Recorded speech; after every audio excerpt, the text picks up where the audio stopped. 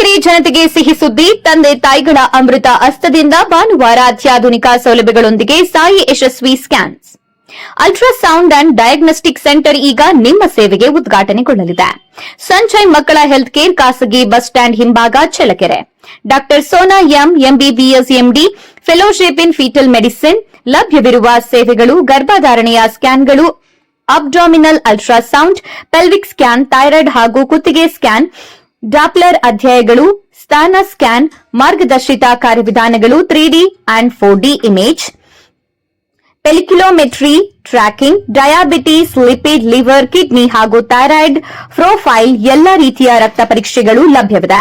ಹೆಚ್ಚಿನ ಮಾಹಿತಿಗಾಗಿ ಸಂಪರ್ಕಿಸಿ 8951469399.